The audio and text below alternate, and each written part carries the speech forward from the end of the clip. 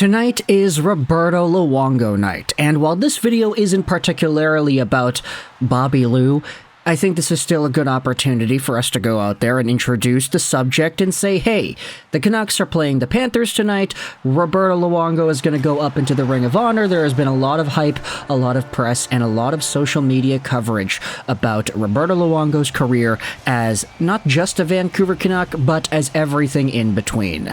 Team Canada starting goaltender, Team Canada gold medal winner. You have the, of course, legendary Florida Panthers stint, his initial drafting by the Islanders. Roberto Luongo was a legend, and I mean, look, there's so much to go out there and say about this guy that hasn't already been said before. We've made our videos, we've been talking about the Canucks ever since Luongo was a part of the team, to be honest, so this is a very special night. I'm not too sure, not gonna lie, not too sure if I'm gonna be able to watch the game. There may or may not be some ball hockey going on later tonight that I may be a part of, and right now it's not looking all too good. We don't have too many bodies that are gonna show up, so we may have to forfeit the game, but yeah, assuming that doesn't go down, which I'd say odds are maybe like 50-50 at the moment, then I'll have an opportunity to watch this game, but if it's not, then okay, we'll see what happens. For now, though, what this video is about is talking about the Vancouver Canucks and an update in regards to their search for right-handed defense. Now, the two names that we've brought up over the past few weeks that are still on the market at least, it doesn't seem like the Canucks are in them anymore. Now, we talked about Chris Tanev of the Calgary Flames, we talked about Ethan Bear, current free agent. At the moment, it seems like Chris Tanev may be offered up for some pretty high price, and for Ethan Bear, that guy seems to be signing with the Capitals in something worth of a $2 million deal-ish. So if the Vancouver Canucks missed out on either of these two guys, I wouldn't be too surprised. However, when one door closes, another one opens, and we had ourselves an article published by Canucks Army highlighting what Rick Dalibor said in his show a few days ago. I'll leave a link in the description to this article published by Nation World HQ. Report: the Canucks have been told they're out on UFA Ethan Bear, but you should be keeping an eye out for Jalen Chatfield. The article opens up by talking about the same thing we had talked about a few days ago. Canucks are out on Ethan Bear. They're probably not going to sign him. Here's the quote from Rick Dalibor. The Canucks were hoping to get Bear on a one-year deal at around $1 million. It's not happening. The Canucks have been told on the weekend they're out on Bear. The price for Bear went up through competition. This is a player the Canucks really wanted. Even on a one-year deal, Bear is expected to get $1.5 million prorated. On a two-year deal, he's expected to get over $2 million a year.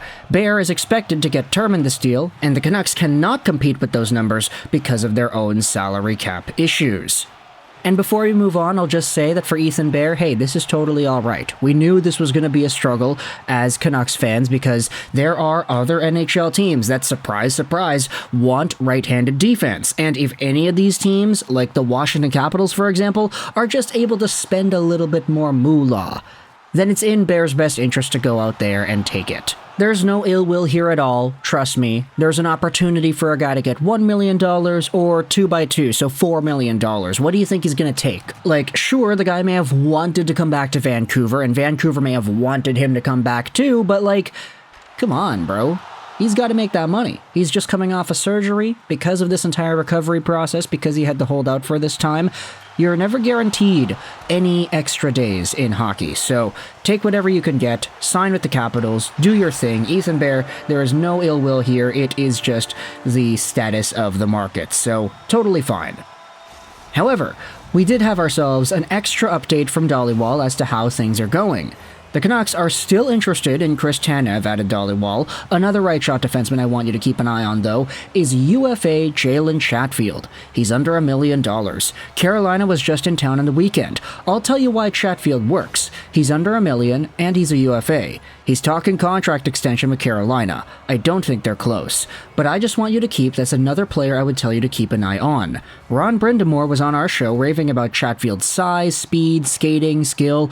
There's two things the Canucks coaches love, and it's size and skating, and Chatfield fills that. He's relatively cheap, he's not making a ton of money, and he would fit the cap in 2 seconds. So that's another big thing when it comes to Chatfield.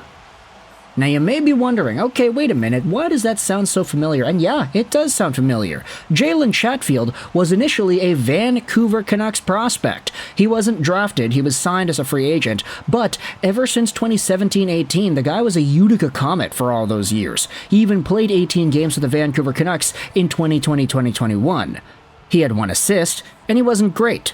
But Jalen Chatfield has ever since then gone over to the Carolina Hurricanes system, he's started to produce points in a limited capacity, and he's been a very important part of their team. As Dalibor said, this guy's only making $700,000 at 27 years old as a right-handed defenseman, and already he's got 7 points in 23 games played this season, on pace for about 24.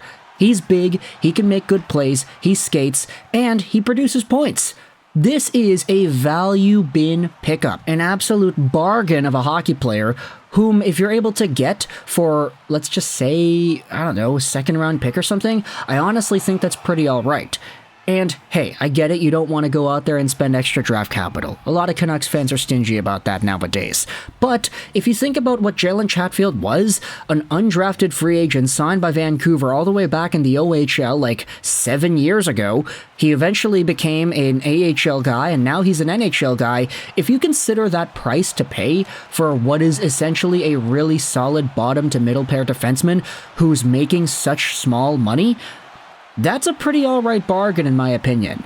Like, the trade makes sense, and for Carolina to go out there in a position where, I mean, if their contract extension process for Chatfield isn't going all too well, it's not like he's the most unreplaceable player in the world.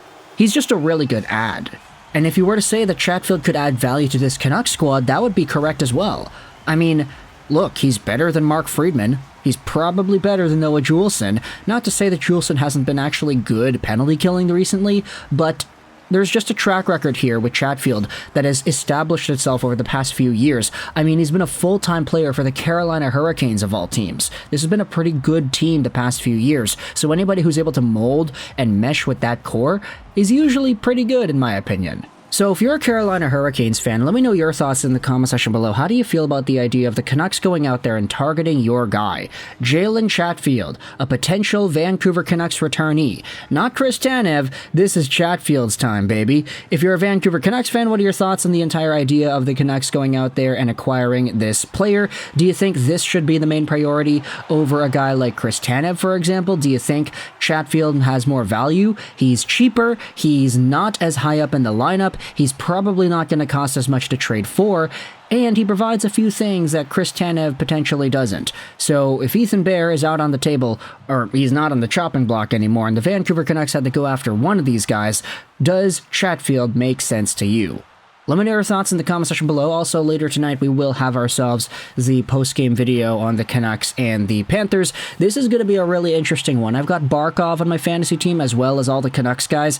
I don't shut up about my fantasy because it's been a very important thing this year. But, yeah, it's going to be really great to watch.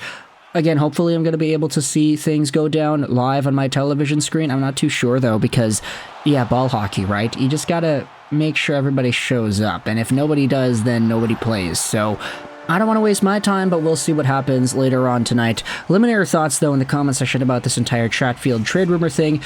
Link is going to be in the description if you want to go ahead and read the article that we pulled from, the quotes, and then of course, big shout out to Donnie and Dolly for revealing the information in the first place. But I hope you enjoyed this video, and bye.